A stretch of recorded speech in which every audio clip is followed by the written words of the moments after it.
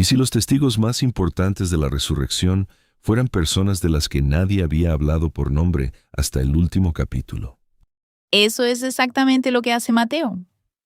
Ha estado construyendo este retrato completo del rey durante 27 capítulos y luego en la escena final coloca a un grupo de mujeres en el centro mismo de la historia. Mujeres que aparentemente han estado ahí todo el tiempo, siguiéndole desde Galilea, y apenas ahora nos enteramos de ellas. Bienvenidos a Mateo, el Rey y su Reino. Retratos de Jesús, parte 2. Soy John, y estoy aquí con Lauren. Esta es la lección 13, nuestra lección final del trimestre. Proclamación, la comisión del Rey. Estamos en Mateo 28, con nuestra lectura comenzando desde Mateo 27:57 hasta 28:20. Y el objetivo de la lección es este: ver la autoridad del Rey Jesús en su resurrección y escuchar su gran comisión para nosotros. Después de todo lo que hemos cubierto este trimestre, este es el destino. Hacia aquí se dirigía todo. La última vez, en la lección 12, nos detuvimos en el terreno más difícil y más sagrado del Evangelio. El Rey en la cruz. Seguimos el doble énfasis de Mateo, a través de los capítulos 26 y 27. Jesús, yendo obedientemente a la cruz en cumplimiento de las Escrituras, y al mismo tiempo, las decisiones humanas deliberadas que lo llevaron allí. Cerramos diciendo que la historia no termina en la cruz. Y ahora estamos aquí. La tumba vacía, el terremoto, el ángel, las mujeres corriendo, y Jesús, resucitado, hablando con plena autoridad. Esta es la lección hacia la que hemos avanzado desde el capítulo 1. Déjenme establecer el escenario, porque creo que la manera en que Mateo enmarca este final es una de las cosas más cuidadosamente construidas en todo el Evangelio. Terminamos la lección 12 señalando que las mujeres miraban de lejos cuando Jesús murió. Mateo 27:55 y 56 dice: Había allí muchas mujeres mirando desde lejos, las cuales habían seguido a Jesús desde Galilea, sirviéndole, entre las cuales estaban María Magdalena, María la madre de Jacobo y de José, y la madre de los hijos de Zebedeo. Así que han estado siguiéndole todo el tiempo. Lucas y Juan dicen más sobre ellas a lo largo del ministerio, pero Mateo ha guardado silencio sobre ellas en gran medida. Y luego aquí, en el momento más crucial del Evangelio, las hace avanzar. Están mirando en la cruz, están presentes en el entierro, y son las primeras en llegar a la tumba aquella primera mañana. Y Mateo está haciendo algo hermoso con esa estructura. Estas mujeres que estuvieron ahí al inicio del fin son también las primeras en experimentar el nuevo comienzo. No desaparecen cuando las cosas se ponen peligrosas, no huyen como los discípulos en Getsemaní, se quedan. ¿Qué es exactamente lo que parece el discipulado? Y vamos a volver a eso cuando lleguemos a la pregunta 1. Pero primero quiero construir el arco completo de estos últimos capítulos, porque Mateo añade detalles que ninguno de los otros evangelistas incluye. Y esos detalles importan enormemente para cómo leemos la resurrección. Exacto. Entonces, después del entierro, Mateo nos dice algo que Marcos, Lucas y Juan no dicen. Los principales sacerdotes y los fariseos van a Pilato y le piden que asegure el sepulcro. Recuerdan que Jesús dijo que resucitaría al tercer día. Y tienen miedo de que los discípulos roben el cuerpo y proclamen una resurrección. Así que Pilato pone una guardia. La tumba es sellada y vigilada. Y luego Mateo 28 comienza con el terremoto, el ángel que rueda la piedra, los guardias quedando como muertos del puro terror. Es una escena abrumadora de poder y presencia divina, y establece el tono para todo lo que sigue. Déjenme leer Mateo 28, 1 al 8, porque quiero que escuchemos cómo Mateo cuenta esto. Pasado el día de reposo, al amanecer del primer día de la semana, vinieron María Magdalena y la otra María a ver el sepulcro. Y hubo un gran terremoto, porque un ángel del Señor, descendiendo del cielo y llegando, removió la piedra y se sentó sobre ella. Su aspecto era como un relámpago, y su vestido blanco como la nieve. Y de miedo de él, los guardas temblaron y se quedaron como muertos. Mas el ángel, respondiendo, dijo a las mujeres: No temáis vosotras, porque yo sé que buscáis a Jesús, el que fue crucificado. No está aquí, pues ha resucitado, como dijo. Venid, ved el lugar donde fue puesto el Señor. E id pronto y decid a sus discípulos que ha resucitado de los muertos, y he aquí va delante de vosotros a Galilea. Allí le veréis. He aquí, os lo he dicho. Entonces ellas, saliendo del sepulcro con temor y gran gozo, fueron corriendo a dar las nuevas a sus discípulos. Temor y gran gozo. Me encanta esa combinación. Mateo no intenta suavizarlo en una sola emoción. Es las dos cosas a la vez, que es exactamente lo que sentirías. Algo que sacude y que glorifica al mismo tiempo. Y luego ocurre algo que es único en el relato de Mateo. Antes de que lleguen siquiera a los discípulos, Jesús las encuentra. Déjenme leer los versículos 9 y 10. Y mientras iban a dar las nuevas a los discípulos, he aquí, Jesús les salió al encuentro diciendo: Salve. Y ellas, acercándose, abrazaron sus pies y le adoraron. Entonces Jesús les dijo: No temáis, id, dad las nuevas a mis hermanos, para que vayan a Galilea, y allí me verán.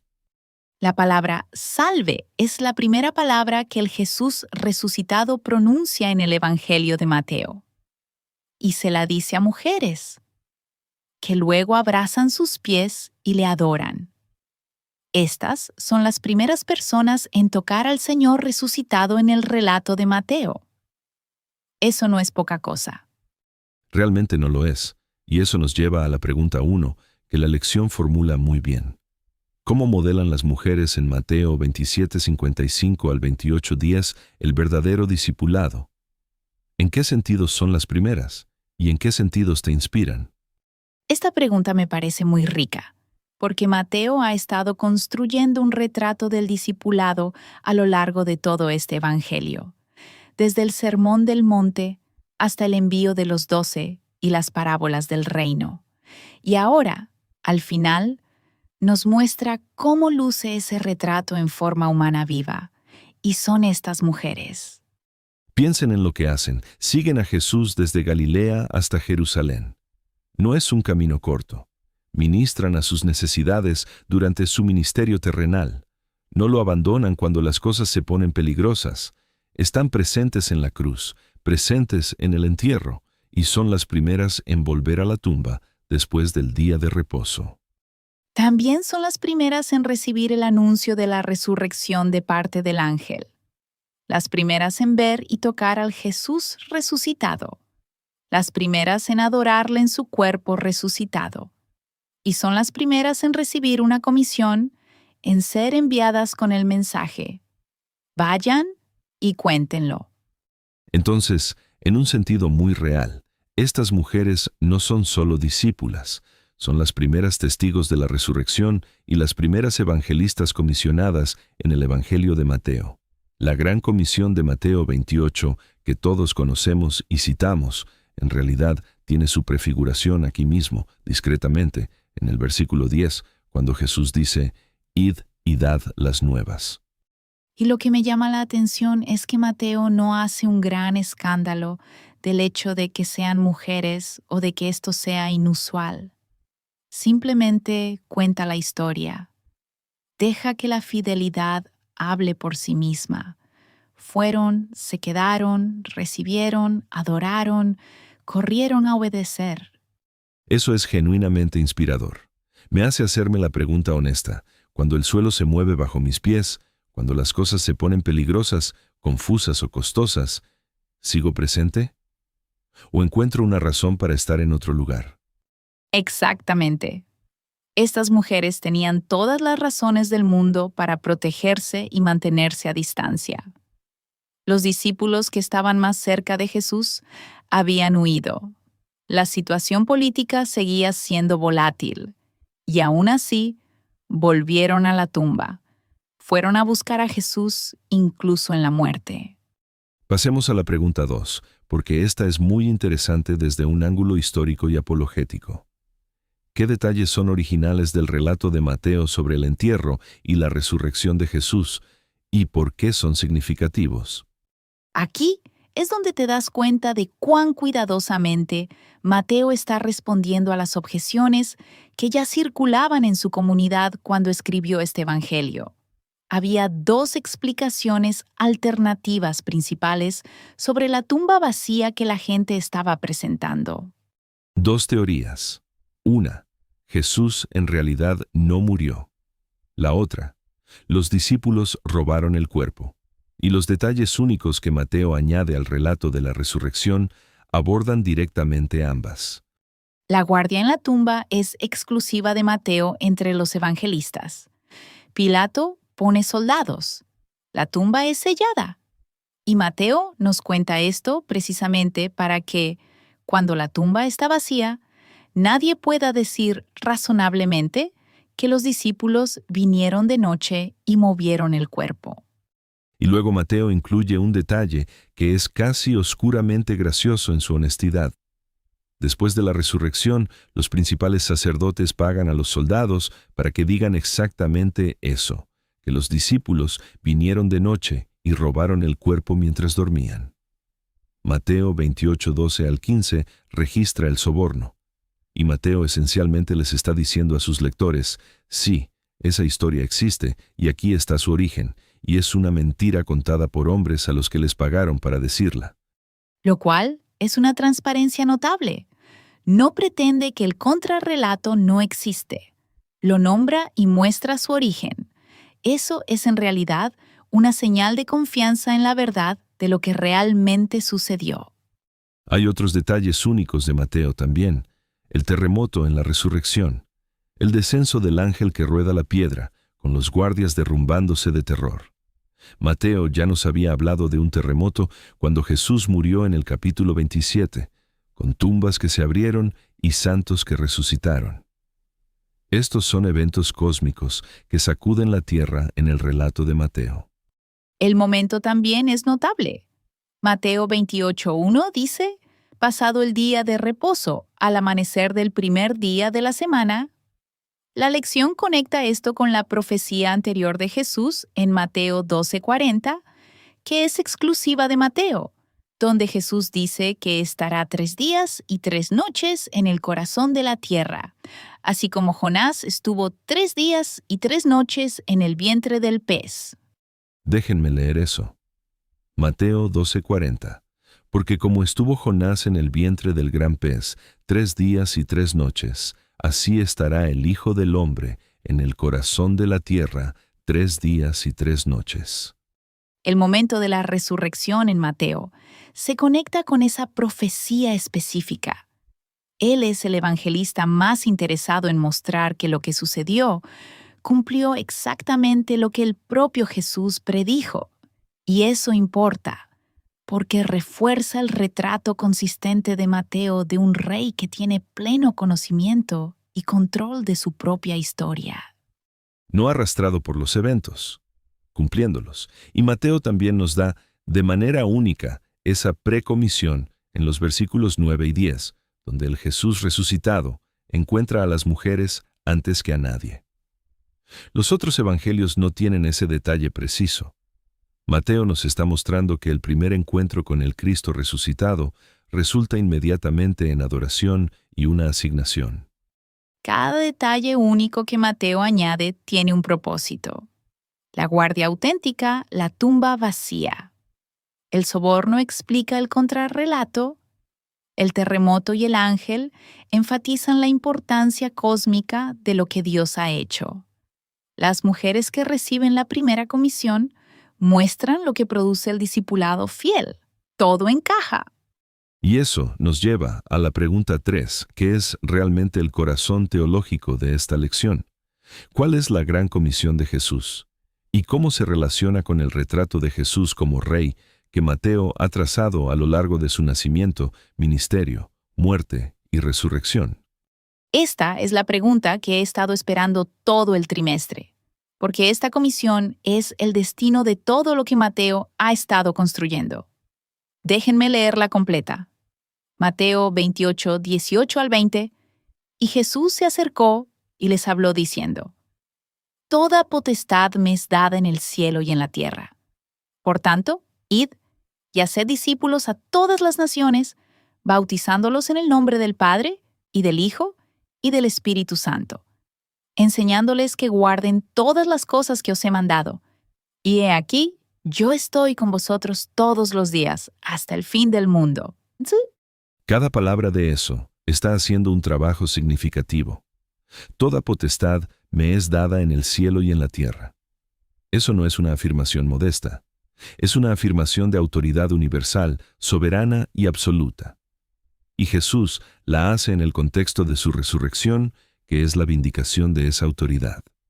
Piensen en cómo Mateo ha ido construyendo esto a lo largo del Evangelio. En el Sermón del Monte, Jesús habló como quien tiene autoridad, y no como los escribas. En la lección 4, rastreamos su poder sobre la enfermedad, los demonios, la naturaleza, el pecado y la muerte. En la lección 6, el conflicto era fundamentalmente sobre la autoridad. ¿Con qué poder hace estas cosas? Y cada vez, la respuesta de Mateo fue la misma. Él es el Rey. Y ahora la resurrección es la confirmación final y definitiva del Padre de eso. El que murió en una cruz bajo un letrero que decía «Rey de los judíos», en burla, ahora declara su autoridad real, incontestable y universal. Lo que fue verdad todo el tiempo, ahora se proclama abiertamente. Y porque tiene toda la autoridad, envía. El por tanto, en el versículo 19, es muy importante. Id, por tanto. La comisión fluye de la autoridad. No somos enviados con nuestra propia fuerza ni con nuestras propias credenciales. Somos enviados bajo la autoridad del Rey resucitado. La misión misma es hacer discípulos de todas las naciones, no solo Israel. Todas las naciones. Y esto es también un momento que cierra el círculo en Mateo, porque el Evangelio abre con magos del Oriente que vienen a adorar al Rey recién nacido. Gentiles, buscando a Jesús desde el principio. Y ahora la comisión se extiende explícitamente a todas las naciones. El método es el discipulado, el bautismo y la enseñanza. Bautizando en el nombre del Padre, del Hijo y del Espíritu Santo, enseñándoles que guarden todas las cosas que Jesús mandó. ¿Y qué acaba de darnos Mateo en este Evangelio? Todo el material de enseñanza que necesitamos para hacer exactamente eso. 5 grandes discursos: el Sermón del Monte, el discurso misionero, las parábolas, el discurso comunitario, el discurso del Monte de los Olivos. Mateo ha estructurado su evangelio como un documento de enseñanza, un manual para el discipulado, y ahora Jesús dice: vayan y enseñen todo esto a todas las naciones. Es como si Mateo dijera: les he dado todo lo que necesitan. Jesús lo dijo todo. Yo lo registré todo. Ahora tienen todo lo necesario para cumplir la comisión. Vayan. Y luego, la promesa. He aquí yo estoy con vosotros todos los días, hasta el fin del mundo. Eso no es solo aliento, es una promesa de pacto del Rey que tiene toda la autoridad.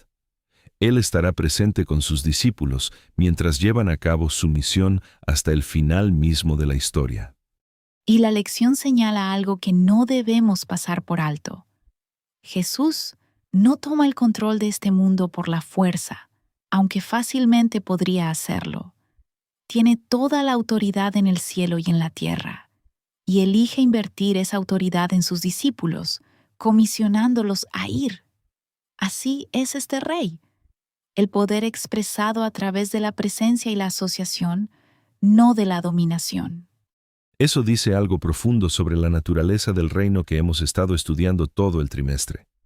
Desde las bienaventuranzas en la lección 3 hasta las parábolas en la lección 7 y la enseñanza comunitaria en la lección 9, el reino de los cielos opera con una lógica completamente diferente a la del poder terrenal. El rey que fue suficientemente humilde para nacer en Belén, que fue bautizado junto a los pecadores, que tocó a los leprosos y comió con los cobradores de impuestos, que lloró sobre Jerusalén, que oró en Getsemaní, que murió en una cruz. Ese rey ahora envía a su pueblo con su autoridad y su presencia. La comisión es inseparable del carácter de quien la da. Lo cual nos lleva a la pregunta 4, y esta es tanto la pregunta más satisfactoria intelectualmente como la más personal y desafiante de la lección. ¿Cómo el final de Mateo cierra el círculo con su comienzo? ¿Y cómo ha impactado este estudio tu relación con el Rey Jesús? Empecemos con los elementos que cierran el círculo, porque son genuinamente hermosos, y Mateo claramente los ha construido con intención. El más obvio es el nombre. El Evangelio comienza con un ángel que le habla a José sobre el niño que va a nacer. Mateo 1:21 al 23 dice: «Y dará a luz un hijo, y llamará su nombre Jesús, porque él salvará a su pueblo de sus pecados». Y luego, «He aquí, una virgen concebirá y dará a luz un hijo, y llamará su nombre Emmanuel», que traducido es Dios con nosotros. Dos nombres al comienzo. Jesús, que salva, e Emmanuel, Dios con nosotros. ¿Y cómo termina el Evangelio? Con el Jesús resucitado diciendo: «He aquí yo estoy con vosotros todos los días hasta el fin del mundo». Emmanuel, Dios con nosotros, no solo en el pesebre, no solo en el ministerio, no solo en el momento de la resurrección, siempre, hasta el fin del mundo. La promesa que abrió el Evangelio se cumple en la frase final del Evangelio. Eso no es accidental.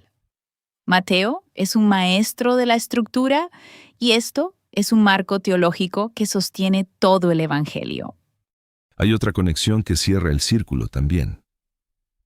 El ángel del Señor se aparece a José en Mateo 1 para anunciar el nacimiento del rey, y en Mateo 28, un ángel del Señor desciende para anunciar la resurrección del rey. Dos intervenciones angélicas, una al comienzo y una al final, ambas declarando la obra milagrosa de Dios a través de Jesús. Y luego está el bautismo. En el capítulo 3, Jesús es bautizado en el Jordán, y el Padre habla desde el cielo y el Espíritu desciende. El Padre, el Hijo y el Espíritu están todos presentes y activos en el bautismo de Jesús.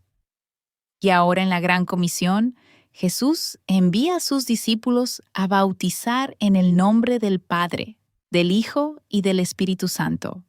La realidad trinitaria que estuvo presente en su bautismo es ahora el fundamento de nuestro bautismo. Esa conexión es tan elegante. Su bautismo inauguró su ministerio público. El bautismo en el nombre trinitario es ahora la manera en que las naciones son iniciadas en la comunidad de su reino. La historia del Rey y nuestra historia se unen en ese punto. También está el tema de la enseñanza. Mateo 1 comienza con una genealogía que arraiga a Jesús en la enseñanza y la promesa del Antiguo Testamento, en Abraham y David. Y Mateo 28 termina con una comisión para enseñar todo lo que Jesús ha mandado. Todo el Evangelio queda enmarcado entre la palabra recibida y la palabra enviada al mundo. Y el encuentro de los discípulos en Galilea también vale la pena mencionar. Jesús le dice a las mujeres que informen a los discípulos que vayan a Galilea, donde le verán. Galilea es donde todo comenzó. En el capítulo 4, Jesús comienza su ministerio público en Galilea. Ahora el Rey resucitado envía a sus discípulos de vuelta a Galilea para la comisión. El movimiento del Evangelio va de Galilea a Jerusalén y luego de vuelta a Galilea. No alejándose de los lugares ordinarios, de vuelta a ellos. La misión comienza de nuevo desde el lugar donde empezó, pero ahora todo ha cambiado porque el Rey ha muerto y resucitado. Mateo 28, 16 al 18 dice: «Pero los 11 discípulos se fueron a Galilea, al monte donde Jesús les había ordenado, y cuando le vieron, le adoraron, pero algunos dudaban. Y Jesús se acercó y les habló diciendo: Toda potestad me es dada en el cielo y en la tierra. quiero detenerme un momento en la frase «pero algunos dudaban», porque es muy honesta. Estas son personas que han visto al Jesús resucitado en un monte en Galilea y algunos todavía están batallando. Y Jesús no espera a que toda la duda desaparezca antes de dar la comisión. Se acerca a ellos donde están y habla. Eso es en realidad un consuelo. La comisión no se da a los espiritualmente perfectos. Se le da a un grupo de 11 que todos habían huido en algún momento, uno de los cuales le había negado 3 veces, y algunos de los cuales todavía están luchando con lo que están viendo. Y Jesús dice: «Toda potestad me es dada, ahora vayan». Lo cual significa que nuestra duda, nuestra imperfección o nuestra complicada historia no nos descalifica de la comisión. La autoridad detrás de la comisión es de Él, no nuestra. La llevamos porque Él nos envía, no porque tengamos todo bajo control. Ahora la segunda parte de la pregunta 4 es la parte personal, y quiero que seamos honestos al respecto. Esta es la lección final del trimestre. Hemos pasado 13 semanas en Mateo juntos, siguiendo al Rey desde su nacimiento hasta su muerte, y ahora, su resurrección y comisión. ¿Cómo ha cambiado algo eso? Para mí, lo que sigo volviendo a pensar es la pura intencionalidad de Jesús. El retrato del Rey que hace Mateo no es el de alguien que fue arrastrado por los eventos o que improvisó sobre la marcha. Desde la genealogía hasta la cruz y hasta «estoy con vosotros todos los días», todo es deliberado. Y sentarme en eso durante 13 semanas me ha hecho más confiada en la bondad de su liderazgo sobre mi propia vida. Lo que me ha impactado todo el trimestre es cómo opera el reino.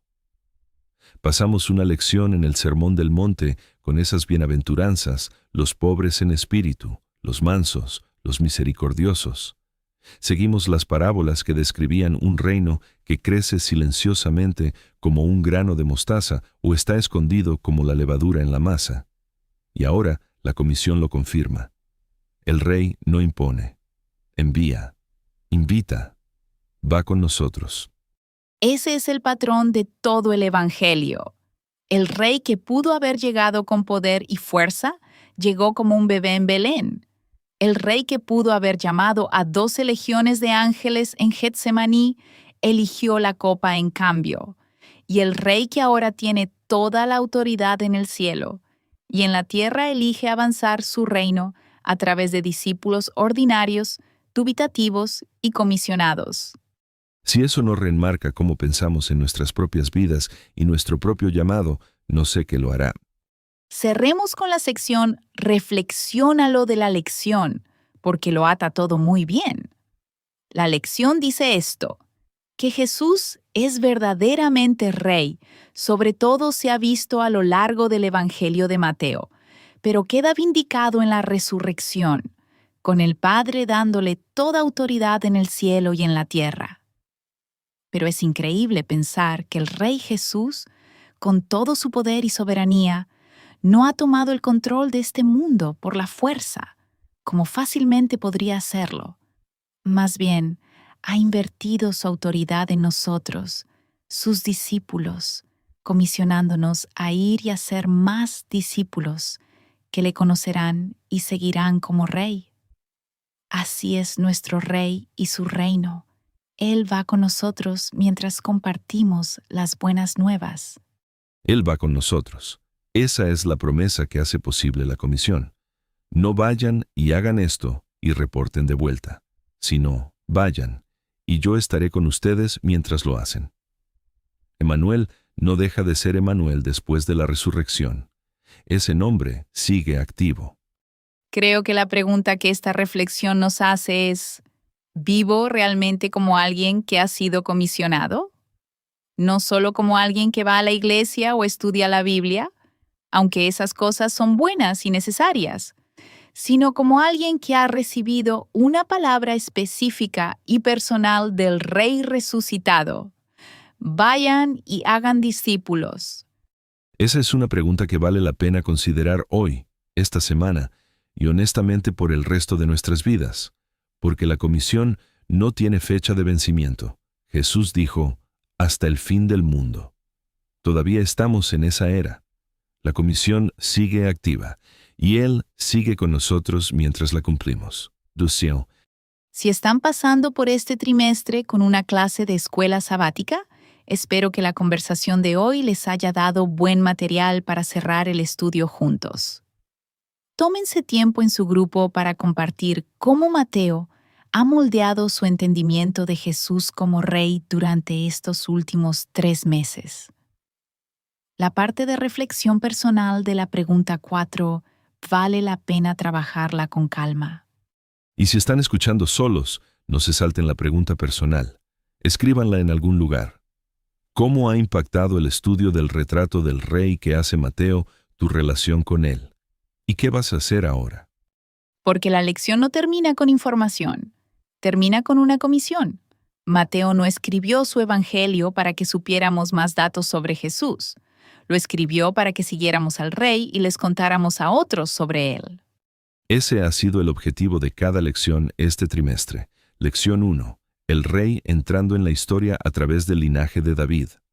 Lección 2. El Rey anunciado y probado.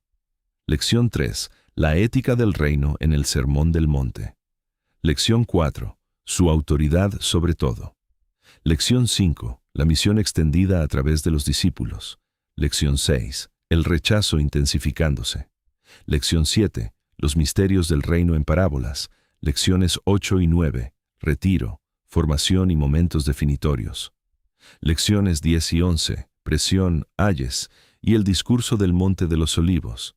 Lección 12. El sacrificio del Rey. Y ahora, lección 13. La comisión del Rey. Es una historia ininterrumpida.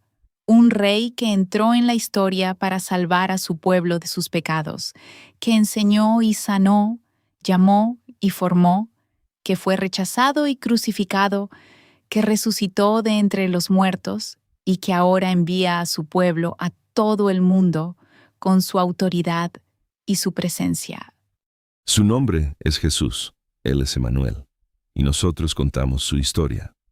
Muchísimas gracias por estudiar con nosotros este trimestre.